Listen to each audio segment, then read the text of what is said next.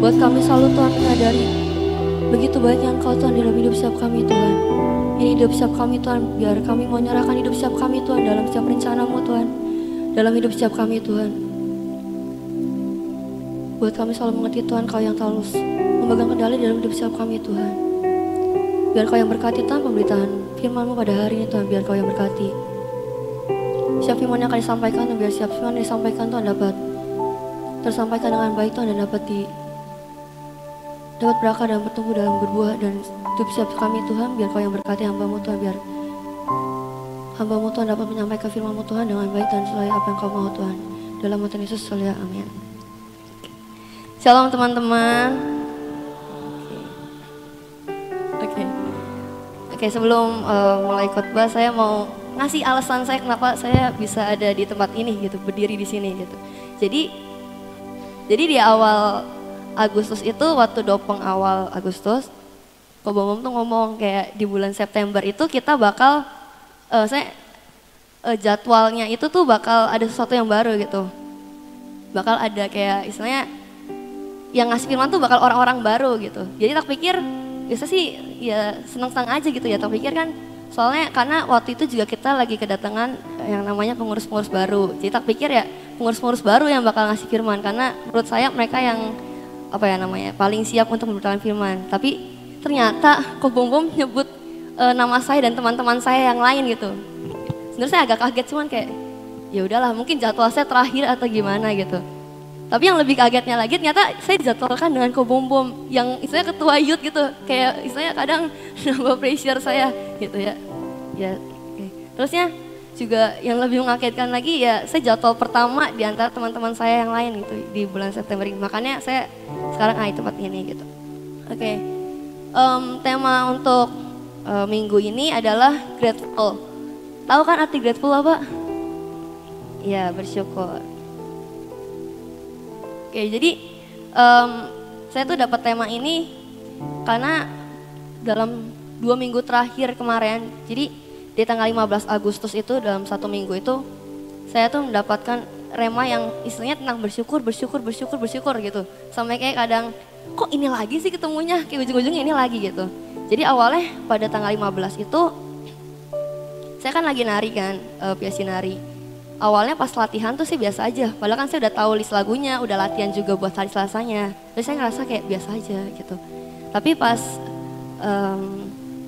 kan biasa kita sebelum mulai ibadah kan kayak ada namanya doa dulu kan, doa peperangan di awal, baru mulai lagu pertama.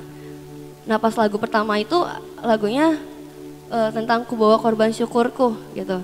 Itu lagunya bener-bener kayak istilahnya ngena banget gitu, apalagi di saat saya tuh kemarin-kemarin itu istilahnya lagi di masa dimana saya tuh bingung, takut, ya campur aduk itulah. Jadi saya kadang lupa bersyukur, malah banyak intimidasi yang saya lakukan untuk diri saya sendiri gitu. Jadi itu benar-benar kayak kena banget gitu. Terus juga waktu hari Minggunya di ibadah di gereja, kan saya guru sekolah minggu juga, jadi saya waktu di gereja tuh istilahnya lagunya juga tentang bersyukur lagi gitu. Terusnya yang terakhir yang paling benar-benar kayak wah fix ini kayak Tuhan maunya saya ngasih firman ini buat minggu depan gitu. Jadi waktu tanggal 21 Agustus itu hari Senin, teman saya tuh ngomong mau minjem uang buat dia tuh beli sesuatu, tapi dia lupa untuk bawa uangnya, jadi dia minjem uang saya, ya saya kasih gitu. Terusnya malamnya saya ketemu sama dia dan dia ngasih uang ke saya, dia ngembaliin uangnya gitu. Karena kan dia ngomong emang pas ketemu dia balikin. Nah dia ngomong pas ngebalikin, dia tuh ngebalikin uang tapi dia sambil megang kertas juga. Coba boleh tampilin kertasnya nggak? Nah itu, dia ngasih uang tapi di belakangnya ada kertas itu. Tulisannya kan banyakin bersyukur, hidup udah ada yang atur. Jadi kayak wah Tuhan kayak kenapa bisa pas banget gitu. Kayak teman saya ngasih ngembaliin uang saya, tapi di belakangnya ada kertas itu gitu loh. Kayak mau dibilang kebetulan tapi kebetulan banget, mau dibilang rekayasa pun terlalu direkayasa gitu. Jadi kayak wah saya langsung kayak waktu itu langsung keluar, wah kenapa harus bersyukur lagi gitu. Jadi karena itulah kata-kata bersyukur itu merema gitu, makanya sekarang saya mau bawa tentang bersyukur. Oke. Itu baru awalan ya, saya belum masuk ya firmannya. Oke, saya mau nanya dulu nih, menurut kalian bersyukur tuh apa ya? Ada yang mau ngasih ini? Oh, Daniel. Boleh. Nih. Apa menurut kau Daniel, kau bersyukur tuh apa?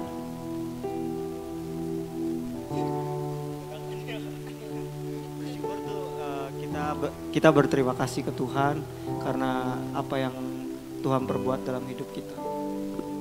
Oke. Ada lagi? Siapa ya? Saya mau nembak orang lagi, siapa ya? Wah, jangan. Sese aja, Sese. Menurut Sese bersyukur tuh apa, Se?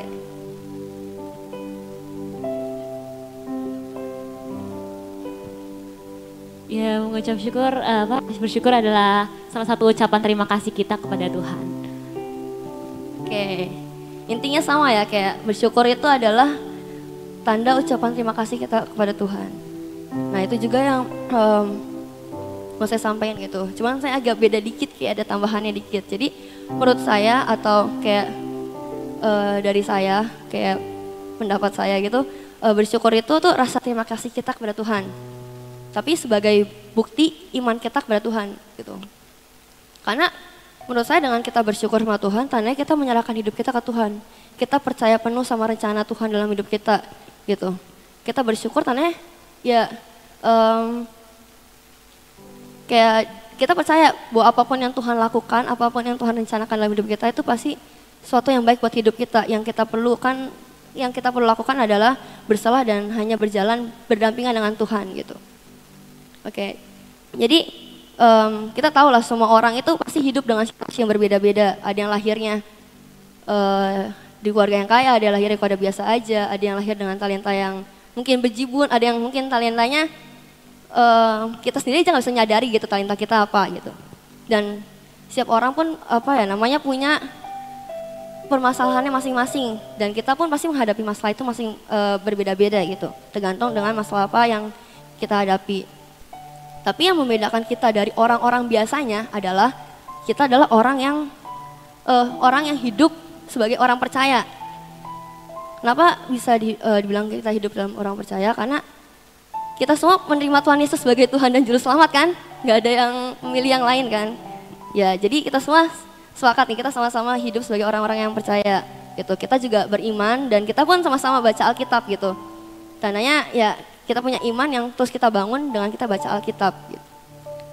Nah, jadi salah satu ciri dari orang percaya adalah kita hidup yang namanya bersyukur.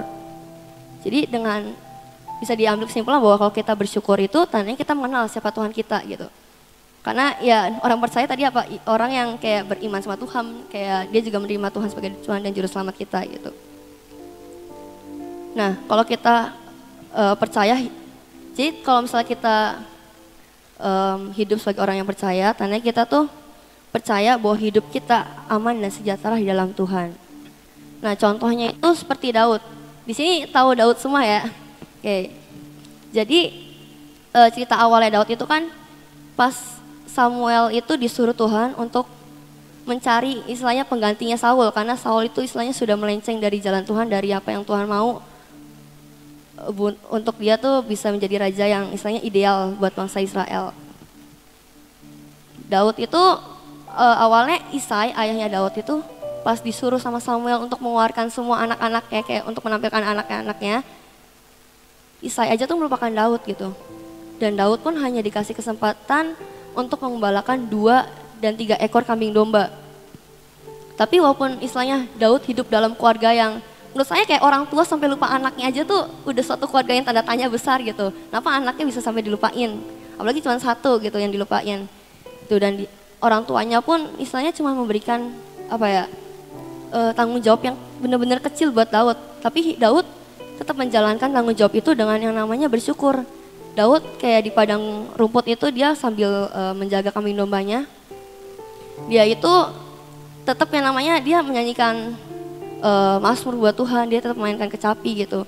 Sampai kan kita tahu semua Daud tuh bisa menulis kitab mazmur yang bahkan kitabnya itu dengan jumlah pasal yang paling banyak gitu, yang isinya kayak nyanyian Daud untuk Tuhan, ucapan syukur Daud buat Tuhan.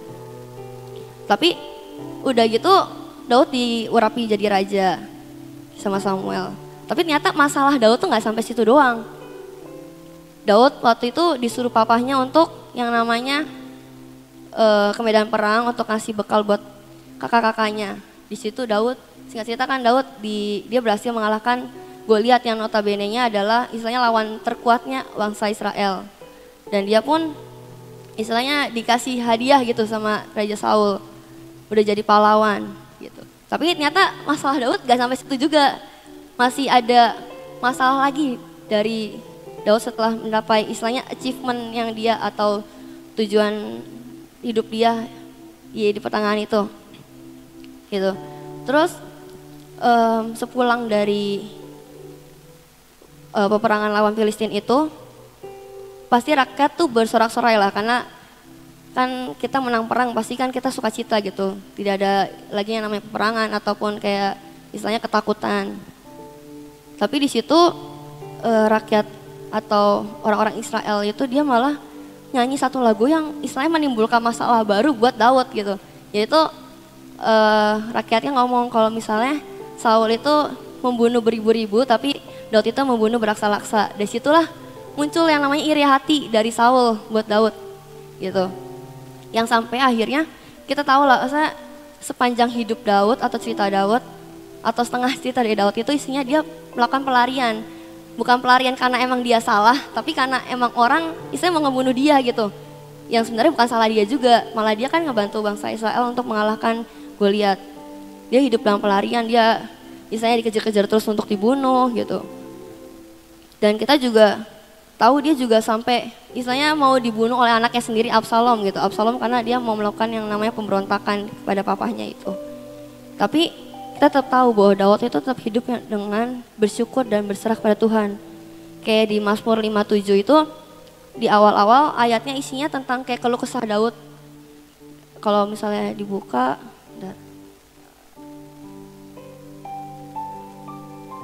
di ayat pertama itu kan diomong kayak miktam dari Daud ketika ia lari daripada Saul ke dalam gua. Kalau misalnya ya kalian baca itu isinya kayak keluh kesahnya Daud yang dia sampaikan ke Tuhan. Tapi di ending di ayat 9, 10 sama 11 dia ngomong, bangunlah hai jiwaku, bangunlah hai gembus dan kecapi, aku mau membangun fajar. Aku mau bersyukur padamu di antara bangsa-bangsa ya Tuhan, aku mau bermasmur bagimu di antara suku-suku bangsa. Sebab kasih setiamu besar sampai ke langit dan kebesaranmu sampai ke awan-awan. Nah, walaupun dia istilahnya dia tetap yang namanya takut pasti lo dibunuh. Siapa yang di sini mau dibunuh tapi nggak takut? Kan nggak ada ya. Kita pastinya namanya takut kalau kita mau dibunuh. Tapi walaupun Daud takut, dia tetap mengeluarkan keluh kesah kan pasti. Tapi di endingnya dia tetap namanya mau yang namanya bersyukur kepada Tuhan gitu. Jadi dari kayak kisah Daud ini kita bisa belajar bahwa Daud hidup dengan ucap syukur dalam segala hal. Walaupun dia lagi dalam keadaan mungkin gak enak, lagi dikejar-kejar untuk dibunuh, hidup dalam istilah keluarga yang mungkin gak baik, tapi dia tetap yang namanya mau mengucap syukur.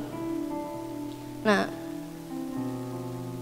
tapi kadang kita sebagai orang ya manusia, kita tuh suka yang namanya lupa ataupun istilahnya gak mau mengucap syukur gitu. Ada 3 tipe. Yang pertama, kita hidup sebagai ya orang yang normal-normal aja gitu. Misalnya kayak kita pagi hari, di suatu hari itu kita bangun pagi, terusnya sekolah, terusnya pulang, terusnya mungkin kalau ada yang ke gereja, terusnya tidur, kayak rutinitas biasa aja. Nah kalau kita melakukan itu kadang kita jadi lupa, kok sebenarnya walaupun kesannya kayak Tuhan gak memberikan apa-apa dalam hidup kita tetap harus yang namanya bersyukur. Karena kita lupa kalau misalnya kita bangun pagi pun masih dalam yang namanya anugerah Tuhan. Kayak bisa aja kalian amit-amit ya tolak dalam Tuhan Yesus kayak nanti malam tidur bangun besok gak bisa bangun kan gak ada yang tahu kan.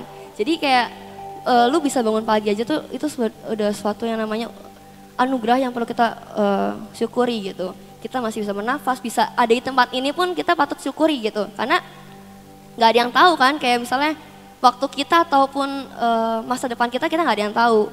Yang tahu cuma Tuhan gitu. Jadi apapun yang terjadi dalam hidup kita ya kita harus namanya bersyukur gitu. Yang kedua, ada orang yang diberi berkat saking mungkin berlimpahnya berkat itu, kita jadi namanya lupa bersyukur. Kita malah yang namanya jadinya kita jadi tinggi hati, kita jadi yang namanya malah apa ya, kita malah mementingkan harta kita dulu, atau kita mungkin berfoya-foya dulu, mungkin kita buat yang namanya pesta dulu, atau kita ngabisin uang kita dulu dibandingkan kita yang namanya memberikan persembahan buat Tuhan mungkin, atau kita jadi lupa yang namanya bersyukur gitu. Jadi kita lebih mementingkan berkat itu dibandingkan siapa yang memberi berkat. Nah yang ketiga adalah orang yang kayak Daud tadi, hidupnya mungkin dia apa ya namanya dalam masa kesusahan gitu. Kadang dalam masa kesusahan kita malah jadinya kayak kesannya kok Tuhan jahat sih, jadinya kita malah gak bisa ngucap syukur sama Tuhan gitu. Tapi di 1 Tesalonika 5 ayat 18 itu dia ngomong, mengucap syukurlah dalam segala hal, sebab itulah yang dikehendaki Allah dalam Kristus Yesus bagi kamu. Jadi kita ya di 1 Tesalonika ini kita kasih tahu nih bahwa kita tuh harus yang namanya mengucap syukur dalam segala hal.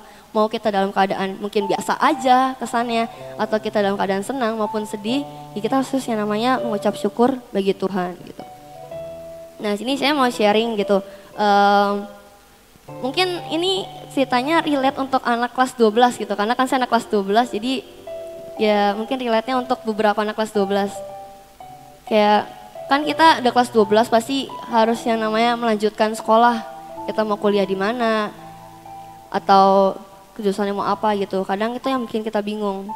Dan itu pun saya pun salah satu orang yang bingung dalam hal itu. Kayak saya bingung saya mau kuliah di mana. Kayak pastinya itu saya dapat kuliah di mana, saya mau jurusan apa. Karena kadang apa ya namanya ya, kayak ada sedikit senggolan, kita jadi namanya bimbang sama apa yang jadi pilihan kita gitu. Kayak saya juga waktu itu pernah, waktu di sekolah, seingat saya kayak dua minggu, Jumat 2 minggu lalu sih. Jadi lagi pelajaran kimia, saya tuh ngerasa materinya gak terlalu saya pahami, karena gurunya tidak terlalu menjelaskan kepada saya gitu. Lebih banyak, ya istilahnya dia ngajar, cuman ya menurut saya dia ngajarnya mungkin gak cocok buat saya gitu, walaupun gurunya asik gitu. Terusnya dia tuh suruh kita, ya anak-anak di kelas untuk ngerjain soal. Nah, saya mau ngerjain soal, cuman kan karena saya kurang paham ya, jadi saya kayak gak ngerti mau ngerjain apa kan. Tiba-tiba teman sebelah saya ngomong, tuh kerjain, kan lu mau masuk jurusan kimia, harusnya bisa. Gitu, saya yang lagi dalam hati saya kayak saya nggak bisa, tiba-tiba dia ngomong kayak gitu, saya kena mental. Jadi kayak lu kalau tahu saya lagi kayak gini, lu harus nggak usah ngomong gini gitu. Kayak sampai saat itu malah saya jadinya nangis, kayak saya mikir kayak saya langsung istilahnya mengintimidasi hidup saya, kayak tuh Naf, lu aja ngerjain soal kayak gini aja nggak bisa, apalagi nanti lu kuliah, lu yakin bisa lulus jurusan ini gitu.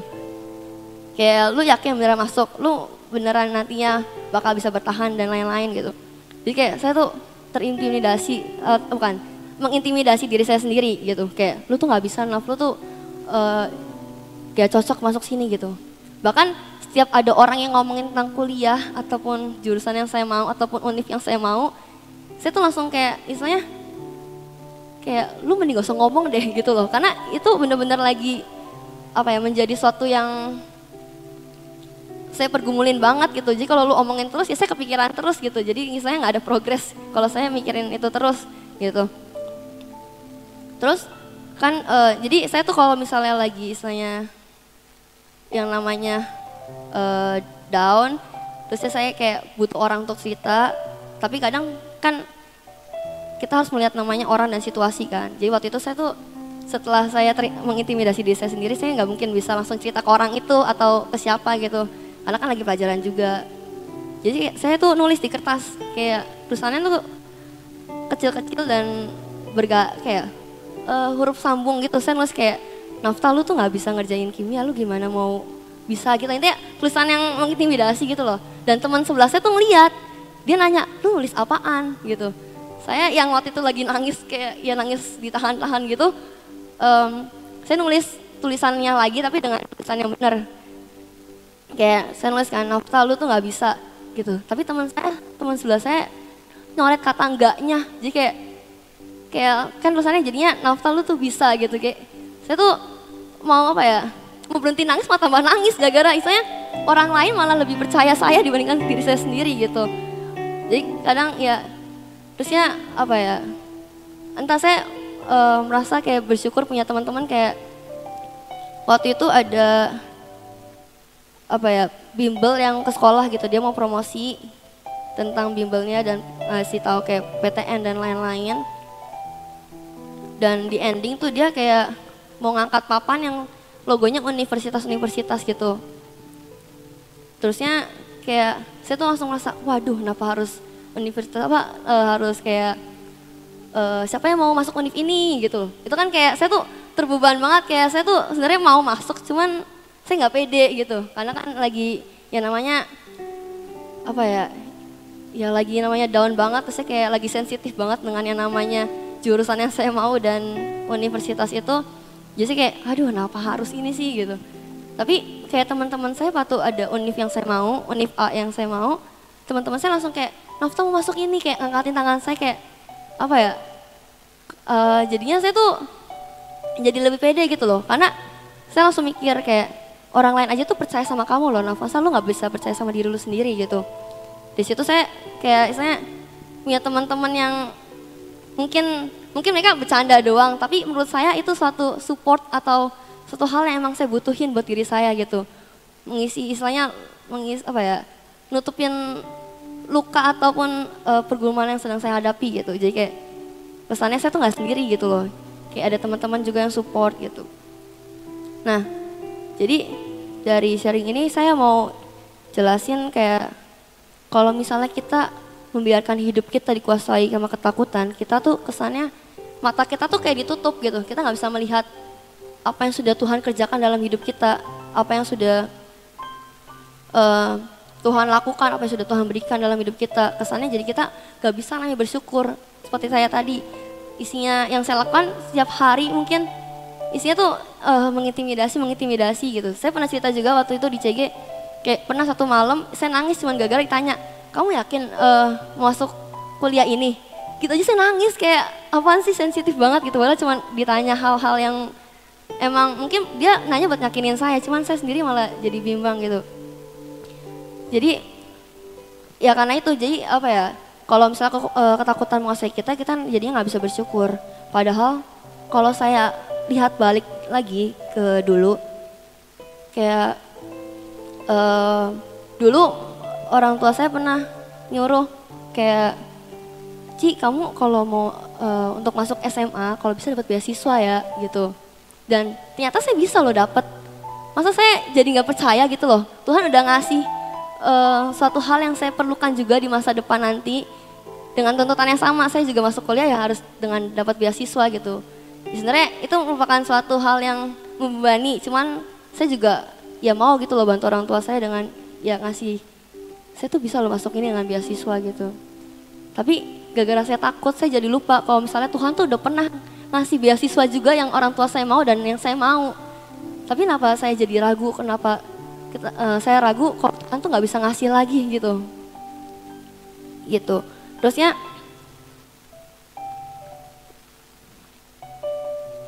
nah kayak jadi kita tetap manusia biasa ya yang memiliki namanya rasa takut.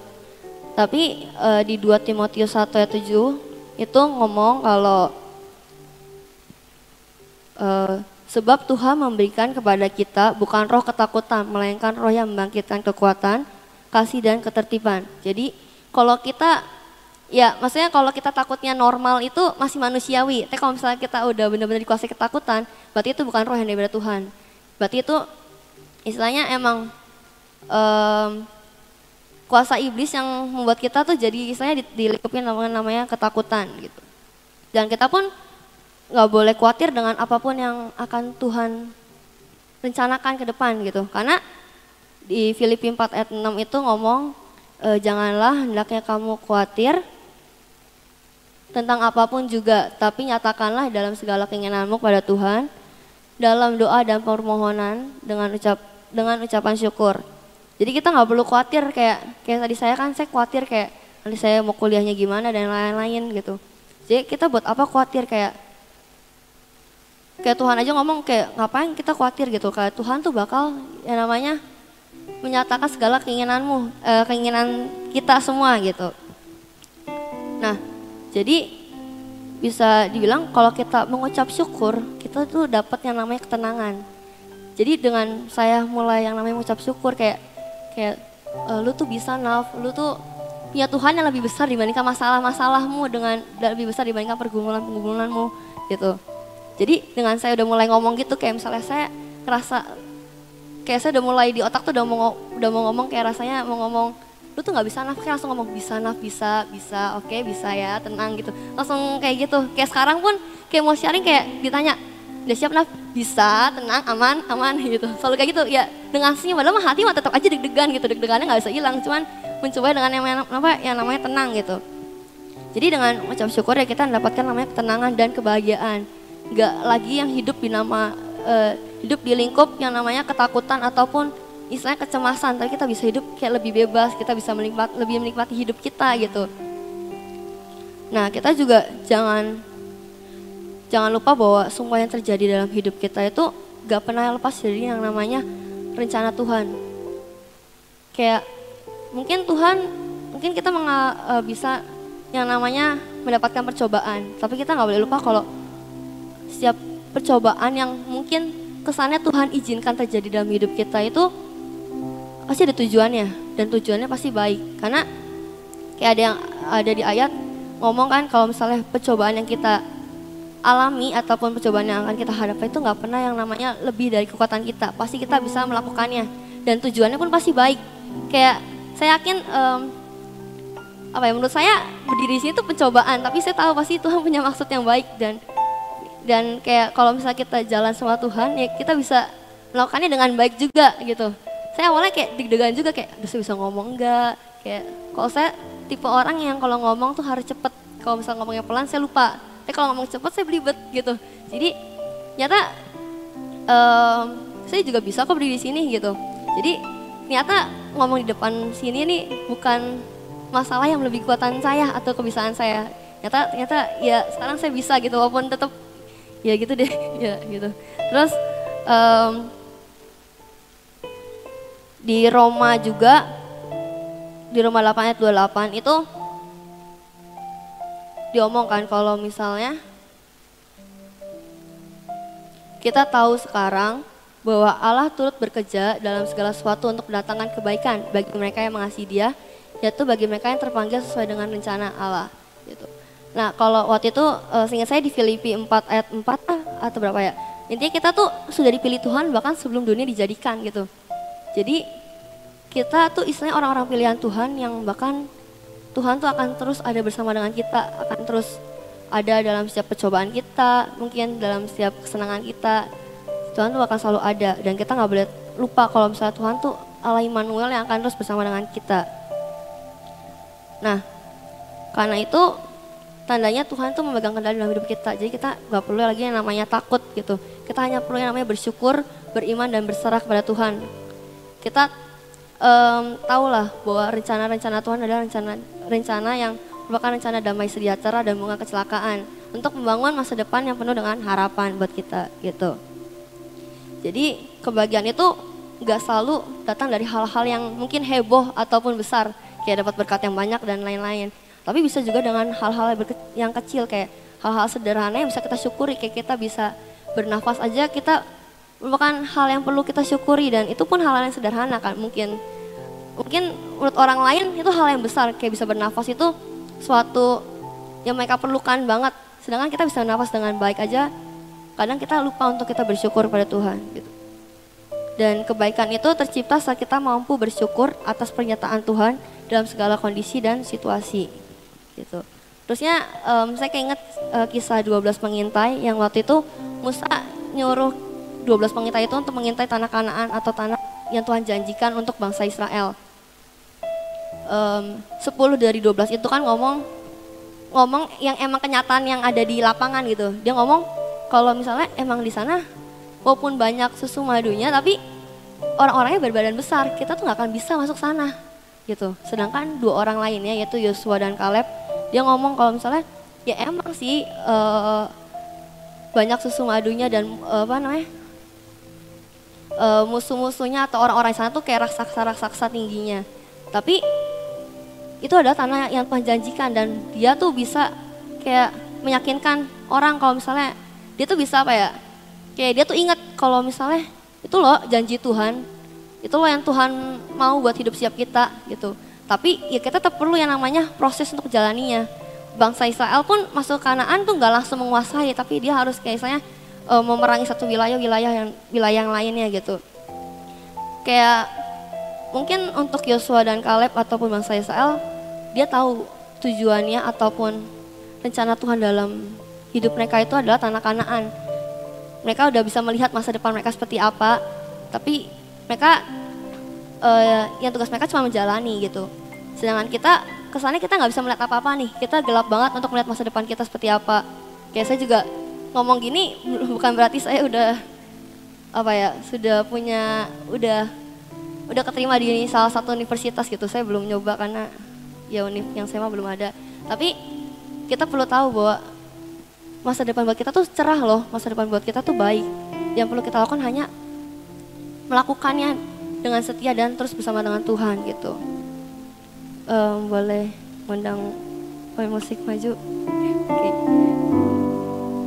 Terus sebelum saya nutup sharing saya yang nanti akan dilanjutkan oleh Ko Bongbong, waktu hari Minggu kemarin tuh jadwal saya ngasih sharing di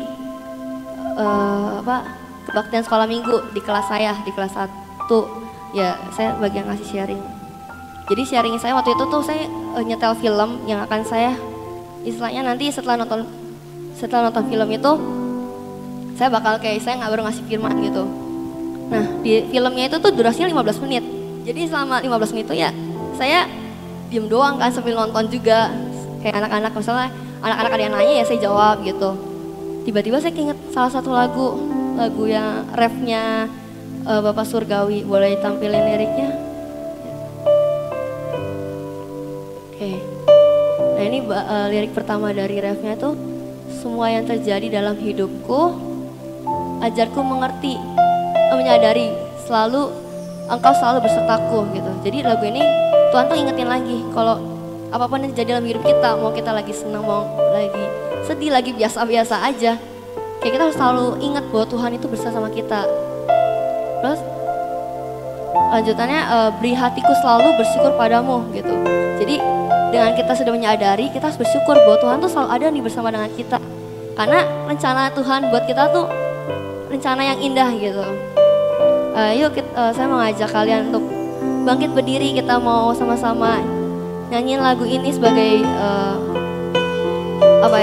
pernyataan kita sama Tuhan gitu, bahwa kita mau yang namanya berserah dan kita percaya dan kita mau bersyukur atas semua yang Tuhan rencanakan dalam hidup kita.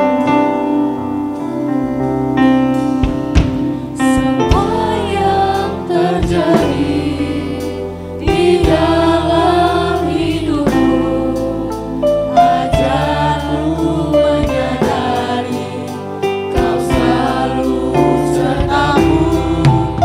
Beri hatiku selalu bersyukur padamu, karena rencanamu indah bagiku. Semua yang terjadi di dalam hidupku, ajarku menyadari kau selalu sertaku. Beri hatiku selalu bersyukur Padamu, karena rencanamu indah bagi setiap kami Tuhan. Nah kita mau katakan sekali lagi di hadapan Tuhan, semua yang terjadi di dalam hidupku, ajarku menyadari kau selalu sertaku. Di hatiku selalu bersyukur padamu, karena rencanamu indah bagi. Teman-teman, Berduduk lagi.